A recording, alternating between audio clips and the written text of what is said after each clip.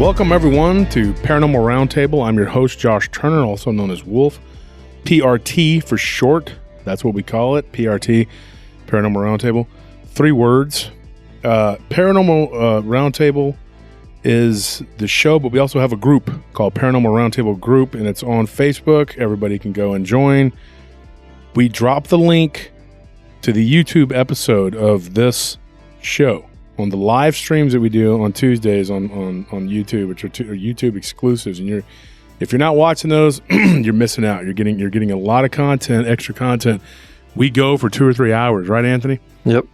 On those live streams, and you get on the live chat, and you can sit there and you can interact with me, and you can do a Q&A. Last few weeks we've had guests on. We usually have guests on, but the last few weeks we've just been like 1 or 2, 3 guests, however many. Yeah, I think the longest one was like almost 5 hours. It was like 4 hours and something. Yeah.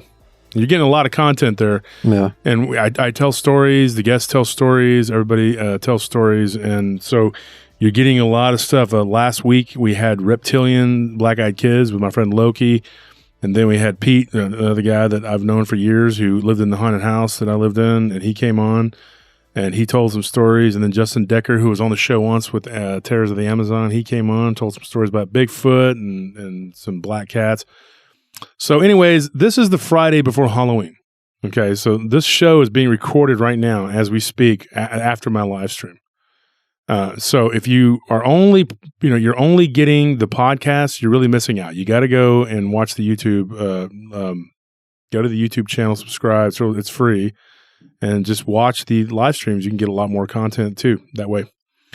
But for those of you who only listen to this on the podcast form, on whatever platform you listen to it on, just so you know, it is appreciated if you would go and like and subscribe on YouTube, and also join our groups, Paranormal Roundtable group on Facebook. If you do that, when we drop the YouTube link, all you got to do is leave a comment, and you'll be entered to win an autographed book from one of many authors. And we give away free swag. We have all kinds of stuff we give away. I can't even think of something with coffee mugs, book bags. Coffee mugs, book bags, stickers, books, hats. And like little Texas trinkets and stuff. Yeah, if you're from out of state, you'll get a Texas trinket from us. You'll get something that says, hey, this guy's from Texas. So anyways, I try to give everybody, I go above and beyond.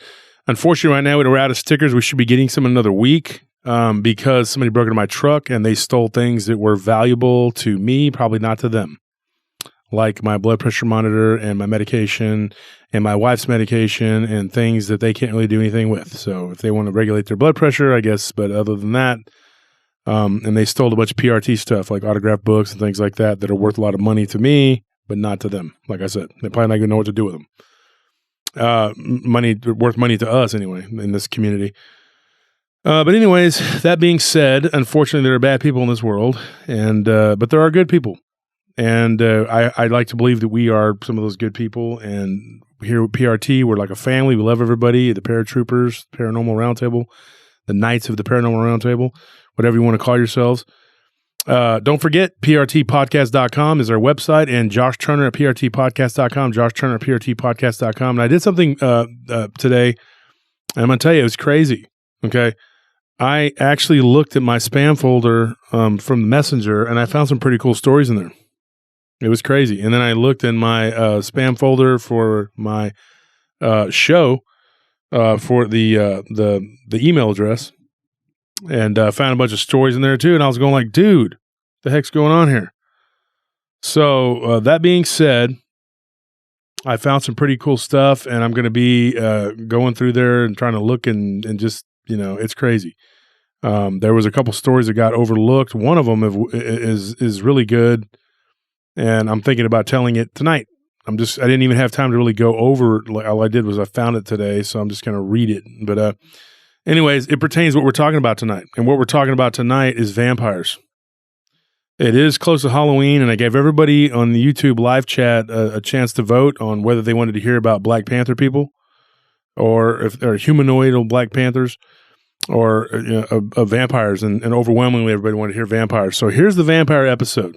I'm even going to take one of the stories that I was going to put on my Halloween show, and I'm going to put it on here. and I'm going to lead with that one.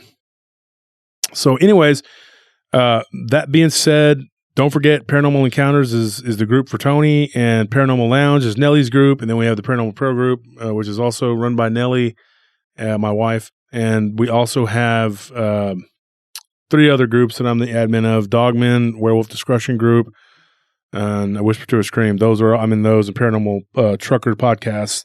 I'm in a lot of groups. But anyways, join those groups, and especially the Paranormal Round Table group, the main group, because that's where we drop the link to the show. This link will be on there for this show, and you can go down and make a comment on Facebook. And if you do, then you can be entered to win a really cool prize. And we have a Halloween costume contest. Don't forget about that, okay? And it's going to go until the morning of November 1st. And if you go to the announcements in the Paranormal Roundtable group page, Patsy Trigg, she put it together, and there's going to be a first, second, and third place. So if you have a costume you want to wear, and you want to show yourself wearing the costume, and then whoever gets the most likes, then you'll be getting the first place, and second place, and third place, and so on. And you'll be getting prizes, the cash prize of first place, second place, and third place. So, and first place is $100. Okay, so you can use $100 and some cool PRT stuff. Then just get on there and do what you got to do. That being said, we're going to get right into these stories. Now, Anthony is going to be my co-host tonight. So we need to talk about these vampires and get this story out there. It's been a long time coming. We did one way back. I don't know what number it was, but it was in our first year of the show. And we talked about vampires, but we have since then gotten many stories, and we've put up some of them in with the paranormal potlucks, and we've put them in on the live stream and different. We've given those stories, but I have enough to do a show, and I thought I owed it to people who like vampires and who are into the vampire thing. And so what are we going to talk about? Now, here's the thing. Not many people give me a story and they go, "Hey, I saw a vampire." Okay. That's not what's going on. These people give me a story, and then I kind of decide whether or not I think it's a vampire or a gargoyle or what it is. Okay. Because I don't know what it is. And I can't tell you exactly 100% what this is, but it's the best I can come up with. So what I'm going to start with was this story was given to me, and these are stories that I've had for a while. This story was given to me by a guy that lived in upstate New York. Oh yeah, you told me this story the other day. Yeah, yeah, I've been mulling it over. It's weird. Yeah, and so we do go over the stories. I'll show people, and what do you think of this? And even some of my colleagues, and see if they've ever heard anything like this. Well, here's one of them. A guy said that his grandfather told him this story as a boy, and he grew up with these stories from his grandfather and his great uncles. Well, their grandfather, which would have been his grandfather's grandfather, said that this happened to him when he was a young man. They were clearing some land of a neighbor's. Okay. And what happened was there were these giant stones kind of in a circle. I mean, they were like really big. They weren't all perfectly shaped or anything like that, but they were in a circle. There was about 5 of them. And he said that they had to move them off the property. This is what his grandfather told him that he was told.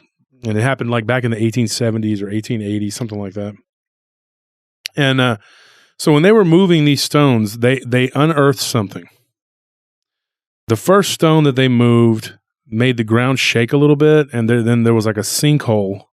And in the middle of these stones, something kind of rose up, which was another stone in the middle. And so what they did was they started to pluck these stones out one by one, and each one would kind of make like it would move. And when they got to the middle stone, he said that one wasn't the first or the second or even the third one they moved, but it wasn't the last one. They moved that one. And when they did, the smell of rot and death came up from the ground. Okay. And he said that they found, they hit something. When they started digging, they found like a sinkhole when they started digging into it, because the ground gave in once they moved the stone, and there was something there. They could see the tip of something there. So they started digging, and they unearthed or pulled up from the earth like a sarcophagus. Like a coffin-shaped thing. You know where I'm going with this, okay? Yeah. And so, anyways, they pried it open. It had all these weird, like markings on it. None of them knew what it was. It looked like a language. They couldn't tell what it was. When they opened it up, okay, something flew up out of it. And it did it so fast that they barely got a look at it. There was dirt inside of the box. It wasn't like a coffin the way he described it. He said it was like a big rectangular box. It was and it was the top of it was inlaid with veins of silver and iron. And there were crosses all over the top of it and different types of symbols and things. And something flew up out of this thing. None of them got a really good look at it, except like a brief glimpse, and it looked like a human, like a humanoid, that was pale, sort of pale, whitish gray, and it flew up out of this coffin, or sarcophagus, whatever you want to call it. And what ended up happening was, over the next 2 weeks, a lot of weird things started happening. People started seeing things, looking in their windows. One neighbor reported something on top of his roof, like these were out in the middle of nowhere farms back in the 1800s. And that one of them took a shot at it, and it reached down and it grabbed him, lifted him up off the ground and threw him into the base of a tree, knocking him unconscious. And he got off easy. Another woman was bitten on her shoulder and her neck. And then she got really sick. And then the doctor came and said she had cholera. Which, I don't know how that translates to cholera. Yeah, how does that work? But that's what they told her. And so, it's really weird. I mean, the story that I was given, it's really weird. This creature was seen by maybe half a dozen people at a close distance. What this thing was it was pale. It was, it had, it looked like a pale, skinny humanoid with really skinny, long arms and legs. Really, really big feet, okay, and that ended like in talons. The fingers ended in talons. Now the head was round, oval shaped. It had pointy ears, okay, floppy pointy ears, and a big floppy nose, according to what the witnesses said. But it looked very human-like. But it had a mouth full of needle-like teeth, very, very, very sharp, big teeth, huge mouth, and it was bald, with like little nodules all over the top of its head. Sounds like the Nosferatu type vampire. Sort of a Nosferatu meets Baraka from more. Yeah. Oh yeah, he's hideous. Yeah, so that's what I was thinking, and that's kind of what it sounded like. Now he said that his grandfather never saw it. It was a story that was passed down to him from his grandfather and his dad, and supposedly they were there when it was unearthed. The grandfather told him the story. He actually got a look at it. It flew over the top of him at one point, and he saw its weird-looking feet dangling, hanging down, and it had wings. At one point, it was walking through someone's field, and it was in broad daylight, and it was like real shiny looking. It was so white and pale that it was almost shining, and one of the farmers took a shot at it and hit it, and all it did was kind of fall backwards a little bit, and stumble, and just keep walking. Then it just popped wings out of its back and flew off. The wings were described as bat-like and see-through. They said that the wings and the flesh of this creature began to change from the grayish white people were seeing at first until the later sightings. It became like pinkish white, and it just harassed these farmers for a couple of weeks, and then it was gone. What it did, though, it bit one woman, and it attacked a pig. It picked up a pig and literally tore it to pieces.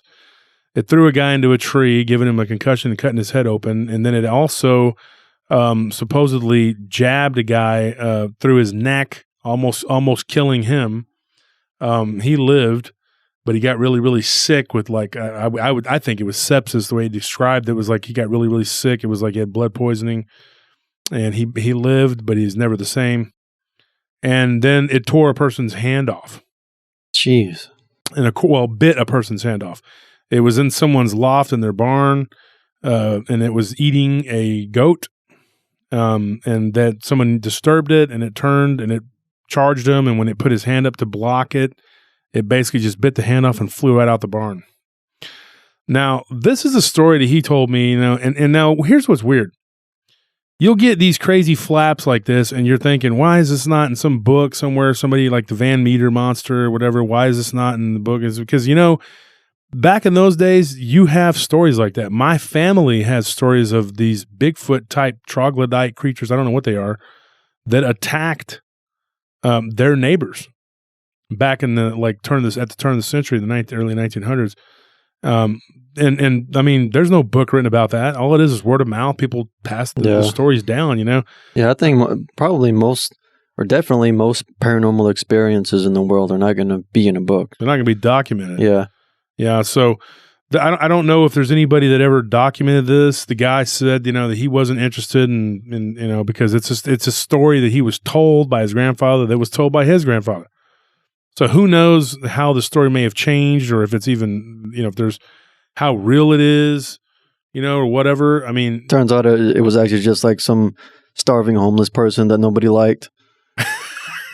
He was going around and they biting turned him into and biting their hands because he wanted food. Well, no, he actually wasn't biting people, but everybody hated him, and so they just slowly over time turned him into a Nosferatu vampire, biting people and eating goats and stuff. When in reality, he was just digging through people's trash. Yeah, and he was just doing what he does because he was hungry. Now, this guy definitely didn't sound like he was a homeless guy. But that's funny that you said that about the homeless people thing, because the next story I got, actually, it does involve that. Now, this story, though, one of the scarier parts of the story that was sent to me was that there was a woman who was outside with one of her dogs, and this thing swooped down, grabbed the dog, picked it up, and took off with it. She threw a rock at it. When she threw the rock at it, it dropped the dog and turned back around and went for her. And then when she ran inside, she went out and she was looking out the window at it. It popped up in the window with the dog in its mouth. Dang, I was going to say, well, at least she saved the dog. Yeah. And then there was one other aspect of the story that was really terrifying to me. Another encounter that happened was someone was just literally, they just walked by one of their windows and they saw something move. So they went over the window and they were looking around to see what it was. Now, this supposedly was his great aunt's story. Not his great aunt, but his grandfather's sister. So she looked out the window, and right when she did, she saw something like go by the window really quickly. And it stopped and it looked right at her. And she said that when it did, it stopped in midair and was like hovering there. So this isn't a creature that flies like a normal creature. It's got some sort of supernatural quality to it. Yeah. And it stood there and it stared at her, and then its eyes began to turn red and its teeth began to become longer, bigger, while she's staring at it. And then she thought, this thing's going to kill me. But she couldn't help but start to open the window until finally two very large men grabbed her and stopped her from opening the window to let it in. And then she had no recollection of why she was doing it. All she remembers was the red eyes staring at her. And then in the oncoming weeks, she slowly began to remember the whole incident. Like, this thing had power to like look at you and make you whatever. Yeah, like mesmerize you, and then it disappeared. Now, if you think this is an isolated incident, it's not. I got a story from a guy. This happened in 1976. He said that he was working in the suburbs of a Michigan town. They were building housing. They were building houses, or whatever, and they were forced to move a giant stone. There wasn't the 5 stones and then one in the middle type story, nothing like that. It was just a big stone. And they started to have trouble with it, and they didn't realize how deep it was down into the ground. And they finally got it moved. They used, machinery and everything.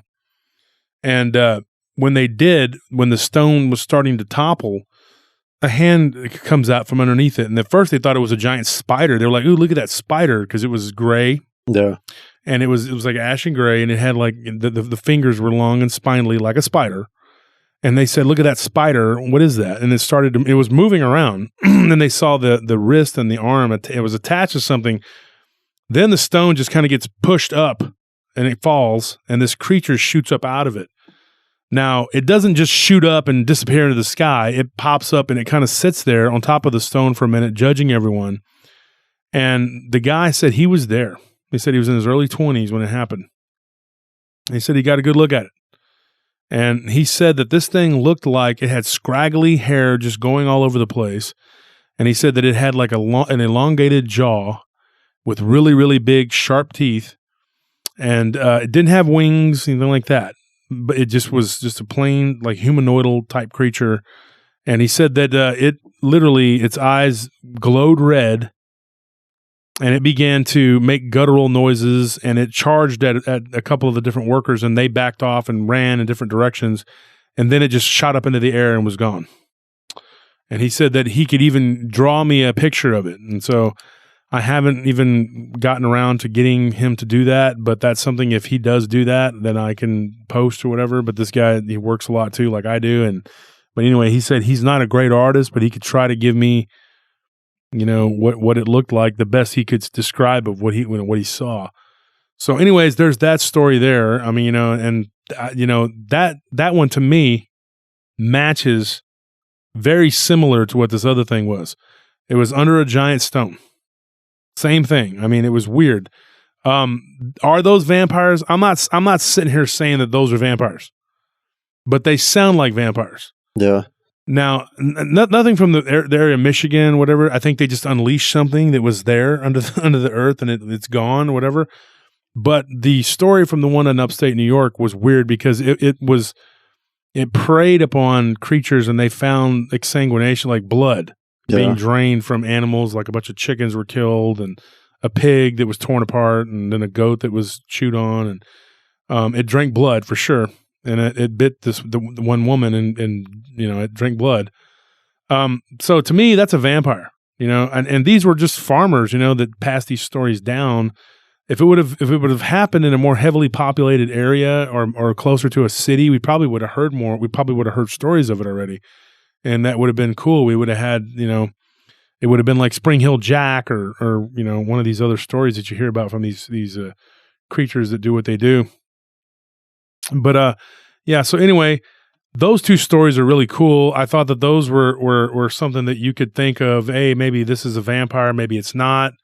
I don't know. I mean, I let the listeners decide. From the way it's described, it sounds like a rake / Wendigo, but with wings or something. Mm-hmm. It's ugly. Could be a gargoyle. Nasty. So anyway, that's those two stories. And here's another one. This is a crazy one. This lady said this happened in Oklahoma, up in northern Oklahoma, and she said that they were playing. They had a 5-acre piece of land. Her and her two sisters were playing, and I'll get back to the homeless guy in a minute. This was something that was told to me years ago, and I was like going through my journal one day, and I was looking, and I saw it, and I was like, oh, I need to tell that one. But anyway, this was told to me a long time ago. But this story here is there's three girls. The oldest, I think she was 9, and then she had one that was 7 and one that was 4, going on 5, I think she said. And they were playing near the ruins of a stone house that was on the edge of their property. They were told over and over again to stay out of there, not to mess with that. And there was a well there, and the well was open, and they would go and they would play near it. Well, one day the youngest daughter, the youngest sister, went to the well and began to throw things down into the well that she had found in the rubble of the stone house. They call it the stone house. It was just like a wall and a chimney, and everything else was gone. It was just rubble. Well, what they found was a melted crucifix that was made of solid silver. And they found a bunch of little pieces of silver, which she says, looking back on it, looked like, spent rounds. Yeah. Like of silver, like of bullets.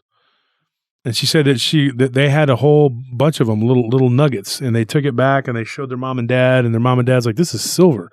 Well, the dad took the melted silver cross and sold it. Yeah. Yeah, that's what I would have done. But it's free money. But they kept the silver nuggets. They didn't tell the parents. Because they liked them. They were shiny, whatever. Well, the little kid felt compelled, the littlest one, to go up to the well, climb up on it, and throw those down into the well. Now, they would throw rocks down into the well all the time. They even had a game where they would throw the rocks trying to make it into the well. and nothing ever happened. Well, something happened when she threw the silver pieces down into the well. They heard a loud shriek. Okay. And she said it sounded like a scream mixed with a growl.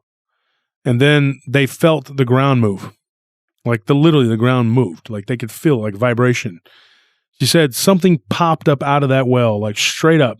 And then it landed on the edge of the well, sitting there kind of on all fours. She said it looked, the way it was sitting is how like a dog would sit, you know? But she said it wasn't dog-like at all. She said that this thing had like a froed out hair that was going in all directions, and it was black. She said that it was black with a little bit of gray, like on the hands and feet in different spots. It was blackish gray, like it was covered in soot. And she said that the eyes were a yellowish color, glowing yellowish, like almost self-illuminated. And this was in daylight.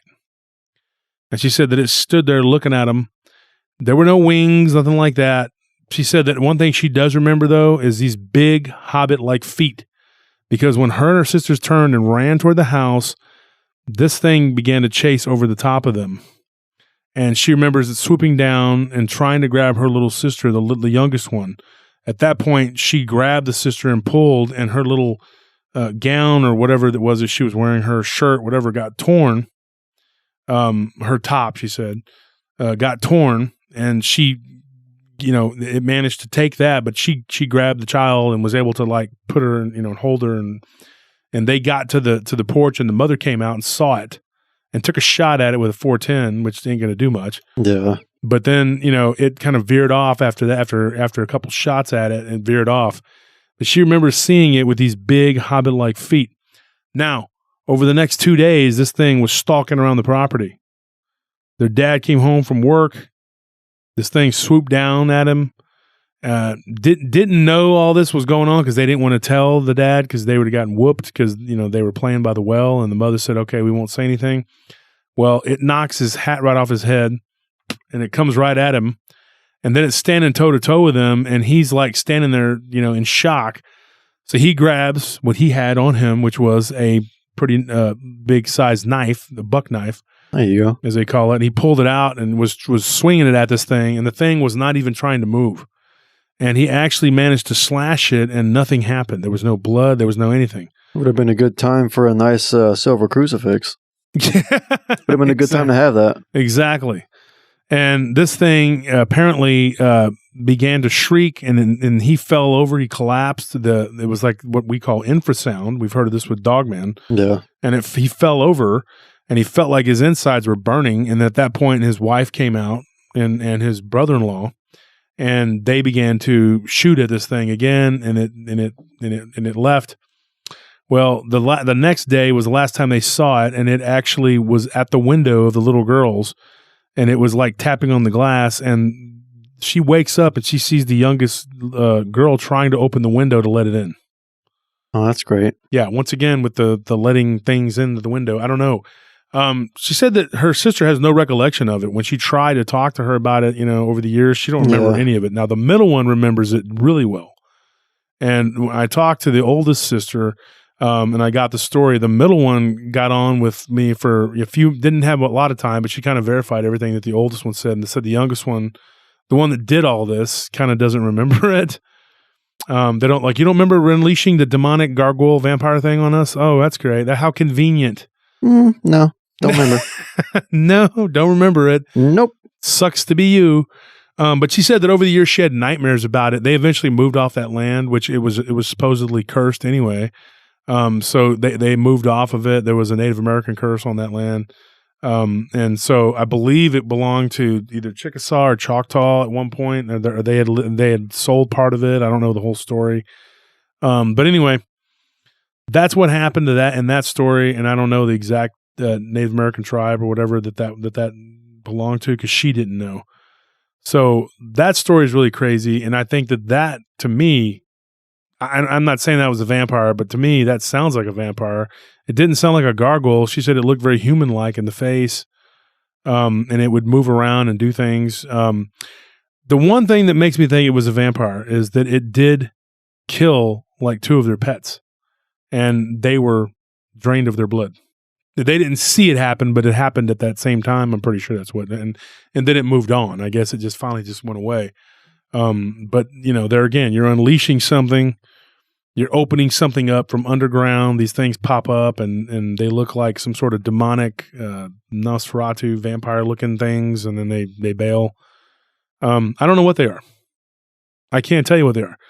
I know that one of the stories I talked about on my show before was there was a guy, and I think I talked about this on the live stream. For you, those of you who don't watch the live stream, I talked about this when I was doing the investigation on Hernandez Ranch. When we were all trying to, piece together what was going on with that, there was a story by a guy, we'll call him Jorge, and he actually told a story of a vampire. And it kind of got lost in the shuffle because we were busy talking about werewolf, dogman, blah, blah, blah, blah, blah. And even got a goatman story out of the area where they were living, but nothing about a vampire. This guy told a story about a vampire. He worked for that family, for the Hernandez family, doing the work at the construction sites. And he told us that he was in Onion Creek one night. In fact, I know I told the story on the live stream. And he was wading through the water right there at Onion Creek. And you know where we used to go to the one job site in South Austin, Anthony? Yeah. Okay. So he was wading through the water, and he sees this weird, pale, crawling, humanoidal looking thing on his left side on the bank. And he called it a vampire. He literally called it a vampire. He said it had big old teeth, and where the canines were very pronounced. Wait, so this guy was in the water, and this thing was in the water with him? No, the thing was on the bank.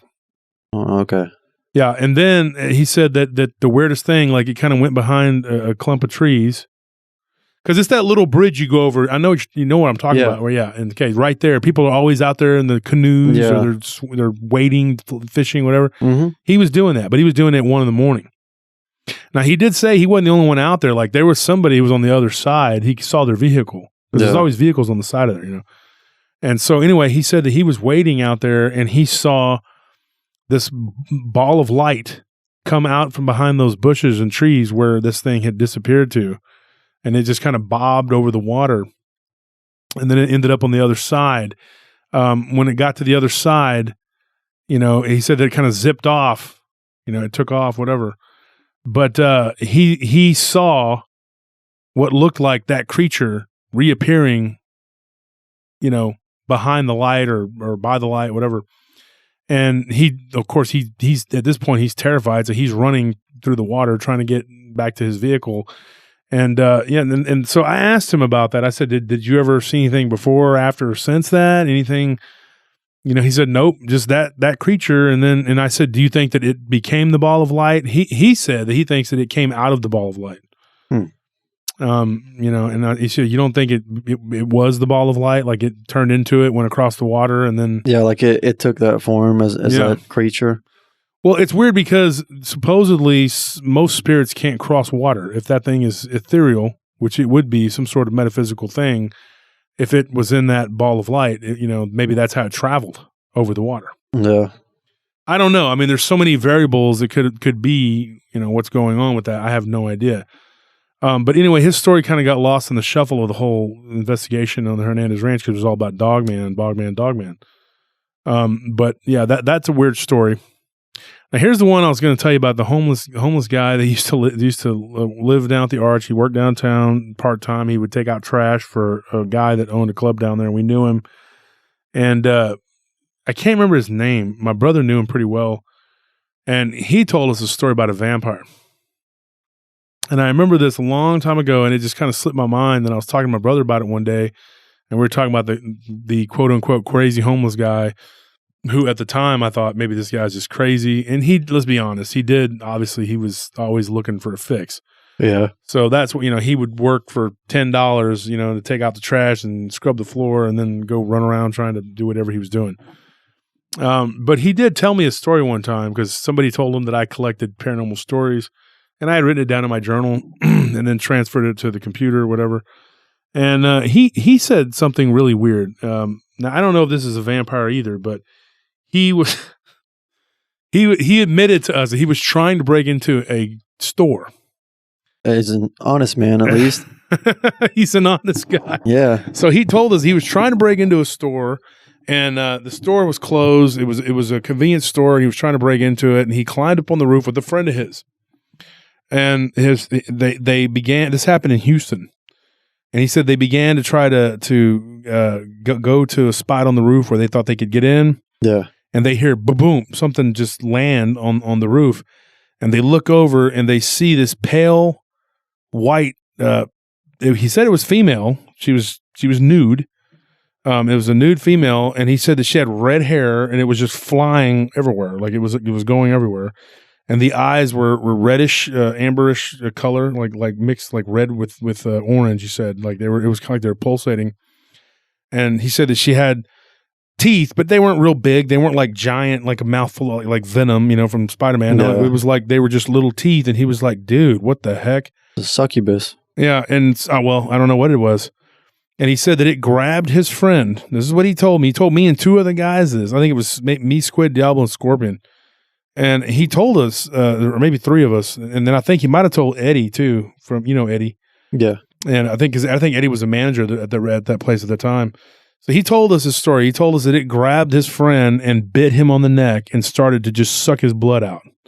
And he watched his friend crumple up into like it drained his blood. While that was going on, he jumped off the roof. Okay, he climbed partway down. It was like a ladder thingy. Yeah, and then jumped down the rest of the way. He said he busted his ankle, and he just ran on the ankle like 2 or 3 blocks, and his leg was so mangled by the time he got to a place where he could stop, where there were people and stuff. He had to go to the hospital. His ankle was like 4 times the size of his normal ankle, whatever. And he said that he told the story. The police went up there. They looked. They didn't find a body. And he said he never found or saw his friend again. Jeez. So I was going to say, what a place to have a cryptid sighting, too, on top of a roof. There's nowhere to go. I mean, your only option is just sit there and be lunch or jump off of it and break your ankle and hope that the adrenaline can carry you enough to keep you running. Yeah. I mean, it's crazy. Here's one for you. This woman told me a story about her stepdad.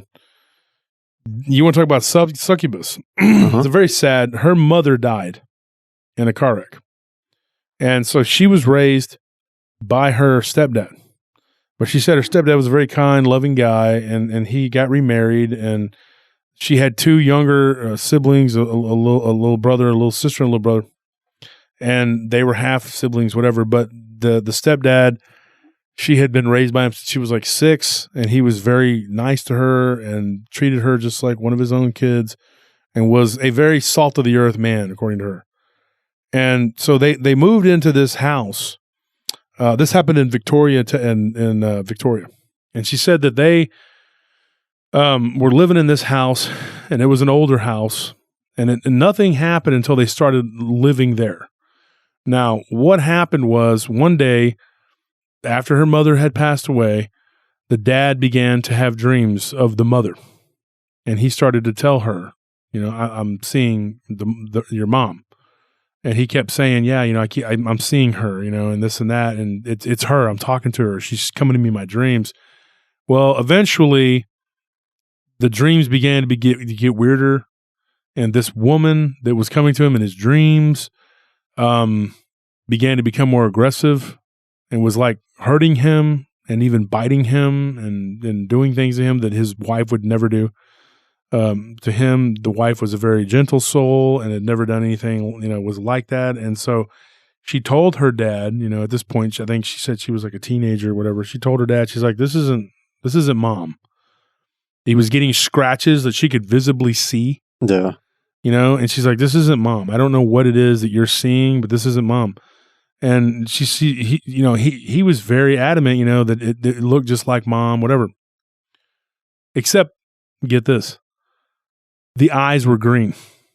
I was going to say he needs to look out for something different, like a minor detail, because they can't mimic it perfectly. Yeah, they can't mimic people perfectly. When they take another human being's form, it's usually the eyes that are a different color, but at the very least, something is just off. A miss, yeah. And so the eyes were emerald green, and she said that this thing had taken on a physical form, because one time she was walking down the hallway, okay, and she saw something walk from one room into the next, and it looked like her mother in a nightgown. Oh, that's great. And she was like, oh my gosh. So she thought, oh, it's mom. It's her ghost. So she goes into the room. This gives me chills when I tell this part of the story. She goes into the room to talk to the mom, because she's like, it's my mom, you know. She walks in there and she sees like a wispy image of something ghostly kind of in the corner, and she thinks, it's my mother's ghost. It's my mom, my mom's spirit, you know. And she's like, Mom, she said this thing just turned its head around, not the whole body, and it just went, ah, like that, and screamed at her. And there again, she could feel it go right through her body. And so she said she felt like she was going to throw up, and she fell backwards, and she saw the eyes, and it was green, the green eyes, whatever. She told her stepdad, she's like, this isn't mom. I don't know what this is that you're seeing, but this ain't her. And so he eventually had a dream where she was crawling up on top of the bed, crawling on top of him, and he woke up. And he didn't see anything at first, and he was looking down like, oh, okay, there's nothing there. Then he turns and he looks to the left, and there she is standing right there, and she just reached down, this entity or creature, whatever it was, this succubus, and then climbed on top of him and began to try to bite him on his neck. Managed to bite him in 2 to 3 different places, but not get his neck, and he kept trying to push her away from it, and bit on his hand and got him on his chest and on his shoulder, but not his neck. But he was convinced that it was trying to bite him on the neck, and it had fangs, and it looked like a shriveled up version of his wife with green eyes. And then when they were moving from this place, the last thing he remembers was this thing like beckoning to him on the stairs. And the last time he saw it, he said it looked almost like a skeleton. Now, here's what I think.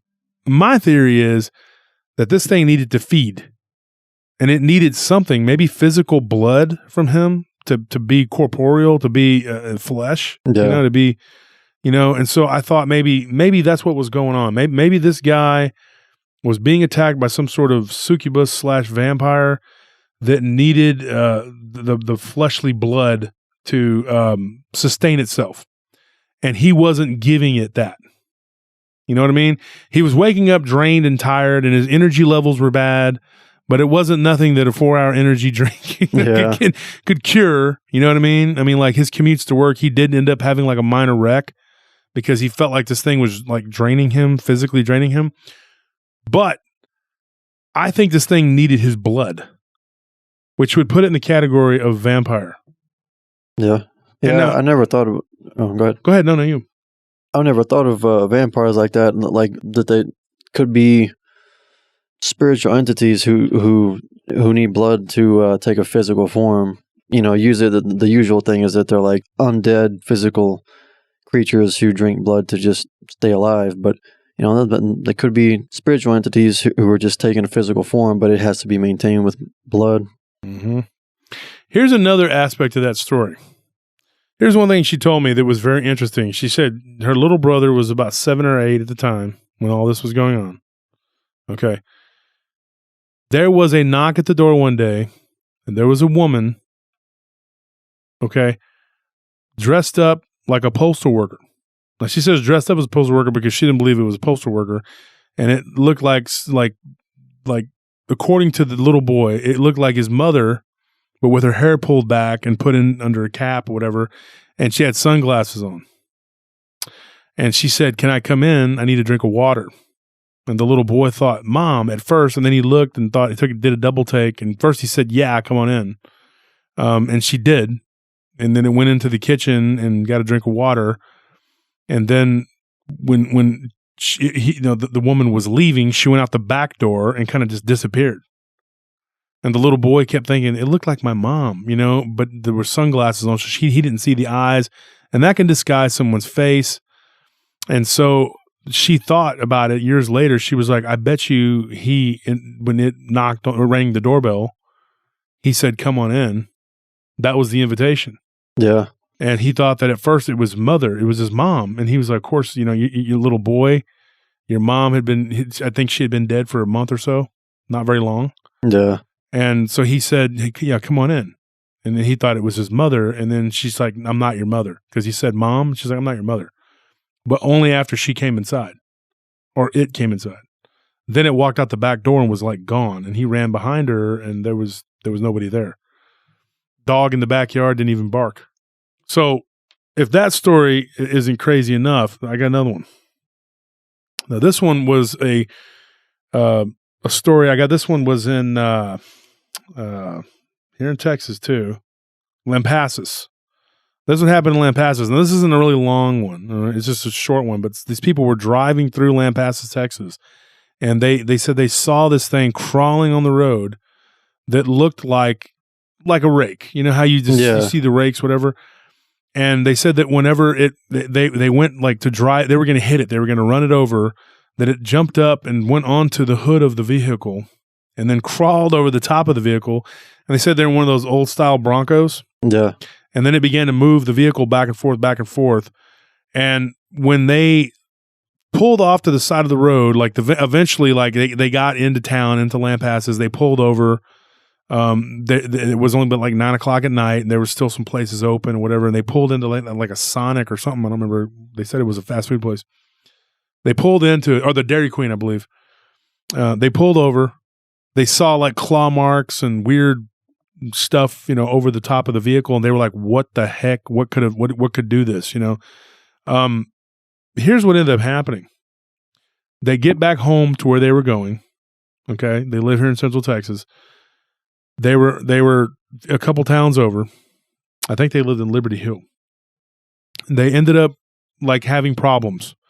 Over the next like week or two, they literally had like one of their animals drop dead, which was they had a parrot, like a bird, Yeah. And the bird literally just died, like just fell over. Like it was just swinging along on his little swing and boom, it just died.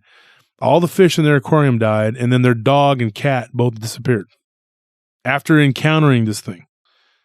Now you could say, okay, that's a coincidence. They see this weird crawler creature thingy, whatever. They described it too, like creeper to a T, like a rake type creature, goes over the top of the car. Right. Now I was gonna use this one in the rake, to talk about the creeper, the crawler, whatever. And I may still do it when the Wendigo story comes up or whatever. But here's what's weird.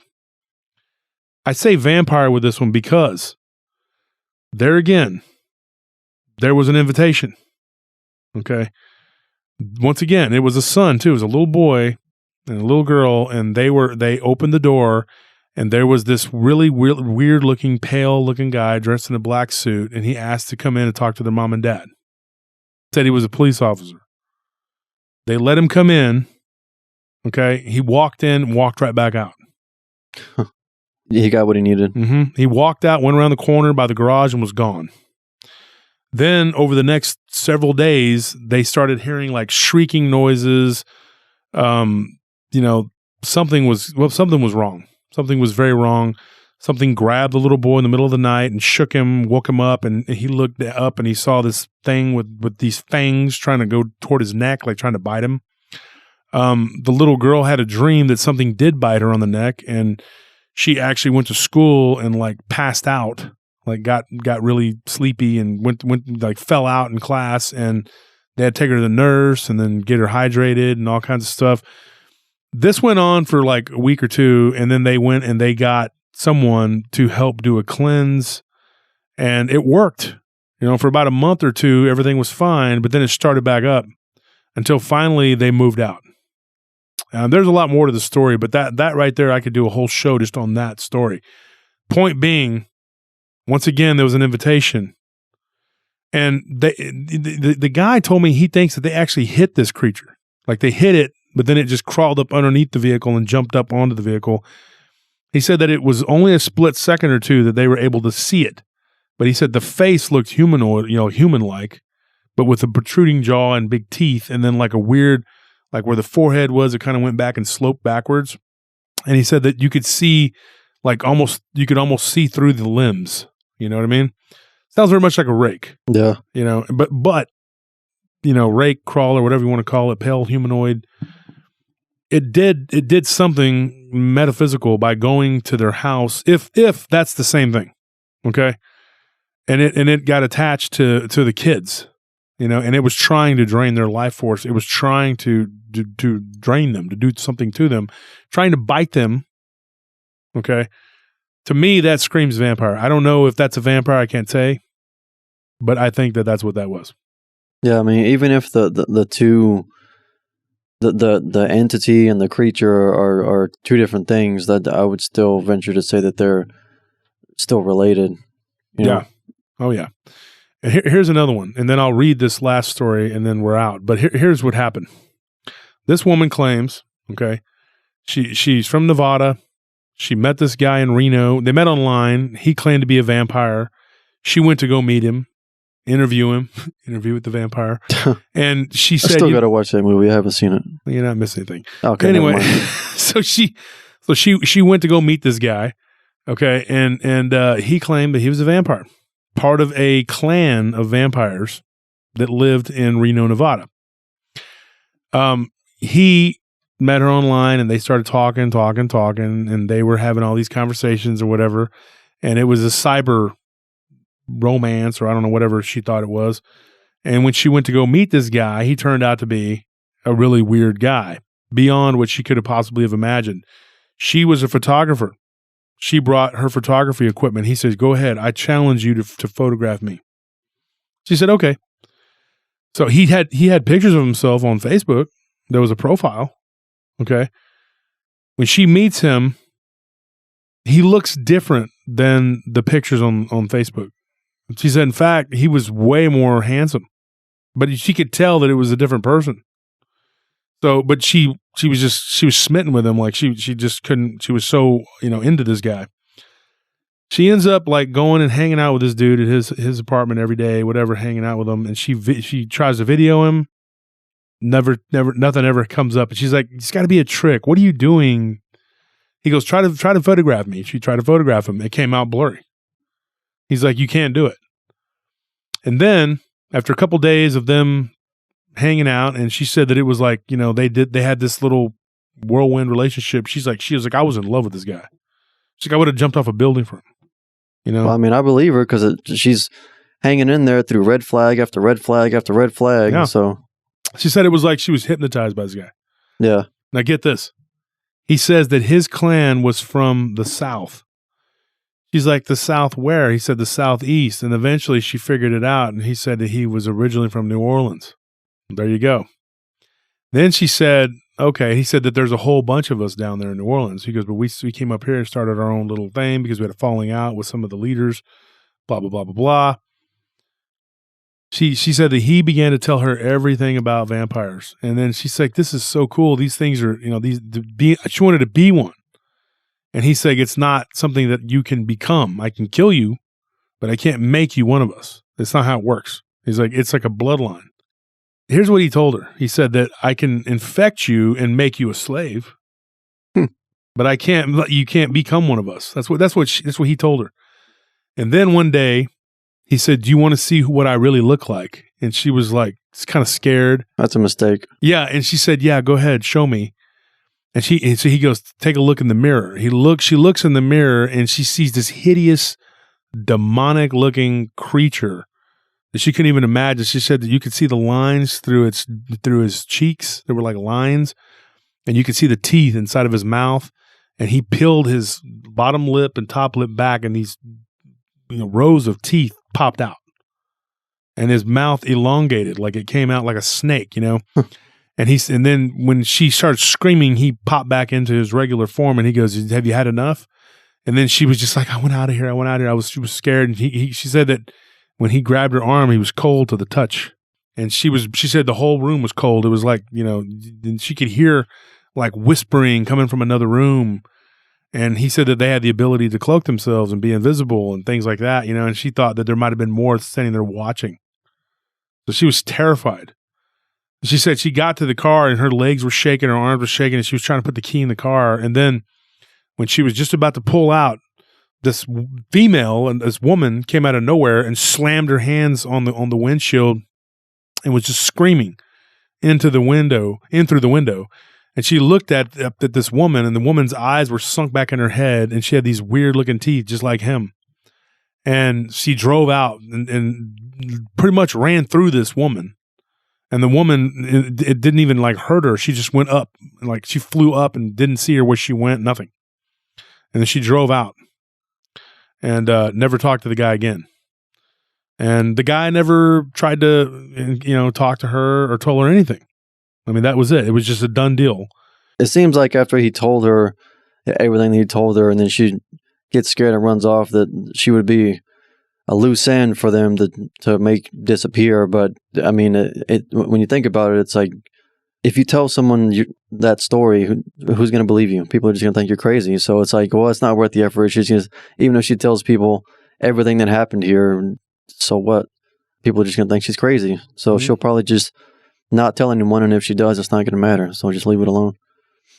Did she specify like whether or not this guy had a reflection before she looked in the mirror and saw his I asked form? that question, and she said, yeah, he didn't, the mirror didn't, she never noticed anything, but then when she looked in the mirror, she saw him, but then when she looked back at him, he looked normal. Yeah, but like he did have the reflection of a normal person? Mm-hmm. Okay. Prior to that? Just couldn't be photographed? Yeah, I already asked that, yeah.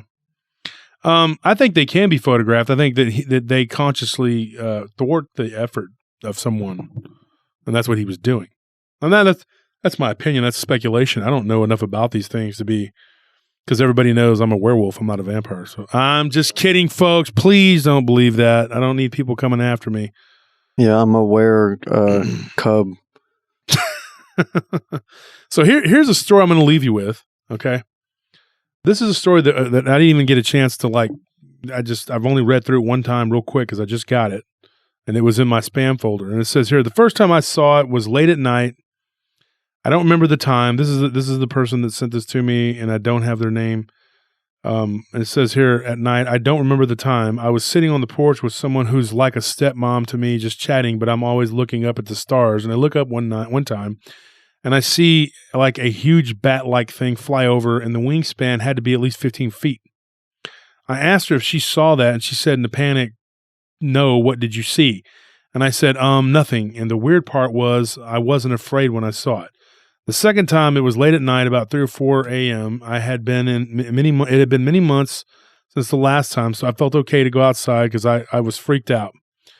But I was heading out on a mission to pick some mushrooms out of the pasture about 2 miles away from my house. I get to the HEB. I guess that's the grocery store. I guess they're from Texas. Yeah. It says I get to the HEB and I just have to walk down this one long road and take a left. Then there's a pool and a park. I'm going in the field across, but I'm about halfway down that long road and I look up at the stars and I see 2 legs, huge bat wings flying side to side, like swaying right above me, probably like 100 feet above the trees. And I said, nope, turned around and luckily made it home. I wonder about it if I hadn't looked up. The last time I was in my backyard looking at the stars, 3 a.m. smoking a cigarette, and I see what I thought was a drone plane thing, not a quadcopter. And then as it came around, I could see the outline of it in the sky and moonlight. Legs with big wings, and it was low right above my backyard. And I went into the garage to finish my cigarette, and I thought I heard something big just beyond the garage door, and it was up just a hair so you could see a light shadow. I thought in my mind, if that's you, take a cat. Now this is weird because we had too many cats. Like we were just too poor to get them spayed, and we don't put them down. So I guess that's how I rationalized that.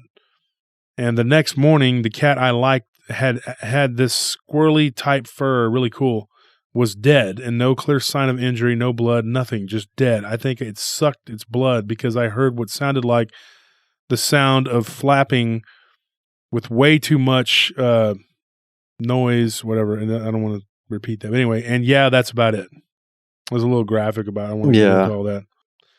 That's crazy. Kind of reminds me of the Jeepers Creepers monster. That thing was hideous. Yeah, that's actually the way that the first message, it says here, I'm a PRT listener, and I have a story about a flying humanoid. I call it the Jeepers Creepers. In that movie, like one of the first times they show that thing fully, it's like you hear it, but like just like your story, you hear it before you see it, and like you hear like something banging up against metal, and then they come into the room where it's at. They shine the flashlight on it, and they see like what that sound is coming from, like its wing banging violently up against like a metal chair or something, and it's just like down on its knees, tearing into something all bloody. I don't remember that movie very well. I remember like something about a school bus. The school bus was the second one. Okay, that's part 2. Yeah. And I remember I remember the license plate beating you. Yeah. But it was actually eating you. Yeah. But people thought it was beating you, but it should have been be eating you. Yeah. And it's funny because like the setting where that movie takes place, it's like we drive through places like that all the time. It's just normal for us. Yeah. Yeah. Well, Werewolf Church. Yeah. It's kind of like that Werewolf Church. I mean, but you guys go out to Taylor and be in the middle of the Jeepers Creepers setting. It's the same thing. Well, that's why people see what they see out there too. Everybody's like, "Oh, it's so calm and peaceful." Go out there at night. Yeah. Go hang around Hoxie or out there near Black Bull Bridge at night. I was going to say, I bet you homeless people actually have an inordinate amount of stories of cryptid encounters because, I mean, they live outside. So, you know, like most people are either they spend their day in a house or in an office day and night or, you know, in a building, whatever. But, you know, if you're homeless, you're always looking up at the stars. You're always out somewhere like that. That's your whole day. And you know, homeless people like to walk around at night, like all night too. So that's like prime cryptid time right there. So if you could manage to get together like a bunch of homeless people and just ask them like what they see, and they probably have some crazy stories, a lot more so than a non-homeless person. One of the homeless people, one of the stories that I'm going to tell on the Halloween show, and I hope you tune into that. That's on Sunday. Involves literally a homeless person that this happened to in Arkansas. So I mean, you know that, and there was another one of a chupacabra story that I got, and I'm not talking about the blue dog chupacabra. I'm talking about the real chupacabra of a person that was homeless.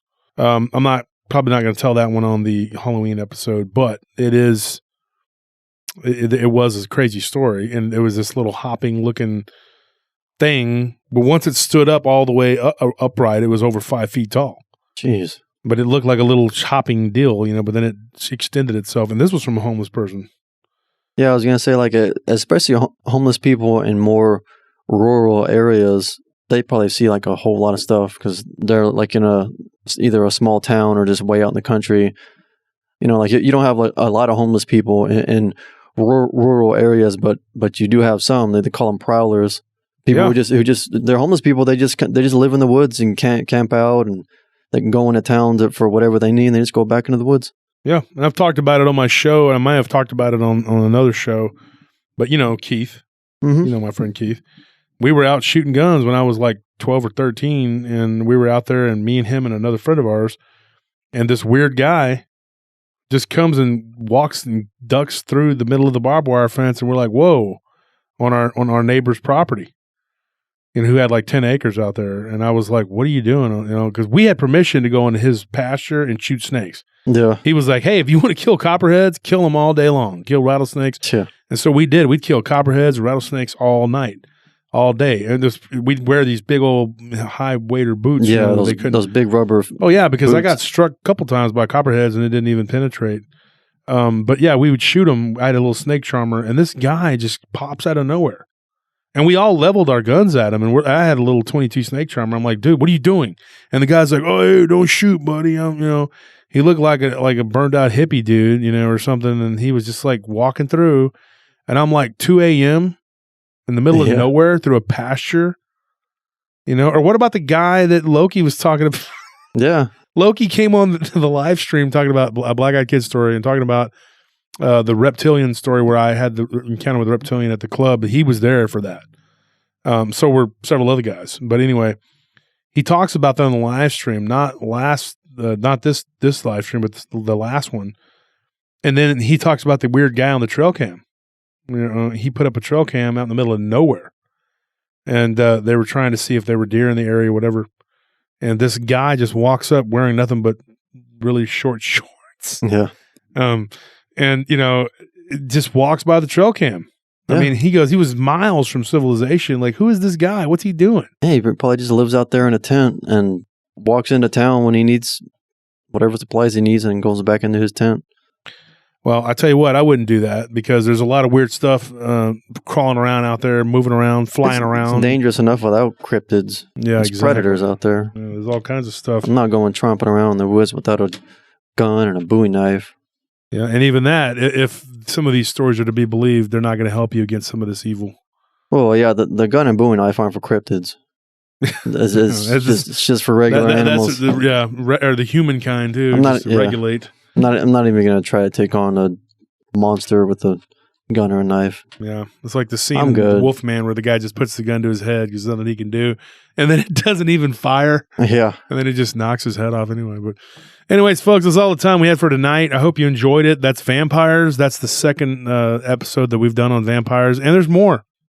There's more stuff. I mean, I always leave meat on the bone, and there's going to be more. And like I said, we're gonna do it up big on Halloween. Probably go 2-3 hours at least with Nick Valente and Barton Nunley. We're all going to tell some stories, and it is my show. So if I hog the show, forgive me. Okay, I'm sorry. All right, but it is my show. All right, and I got some stories to tell. All right. Well, the guests don't seem to mind because they all like you. So. Yeah. Whatever. Unfortunately, I've made friends with very powerful people or whatever. Yeah.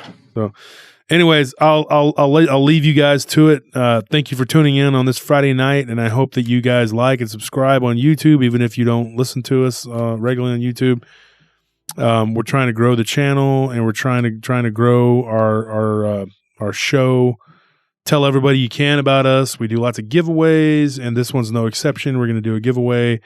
And we're going to give you an autographed book from who knows who. And from everybody at PRT and from whatever rooftop you're hiding from a vampire, which isn't going to help you because they apparently go to the rooftops. And from whatever room you're hiding in, if you've invited them in, it's not going to help you. There is no escape. There is no escape.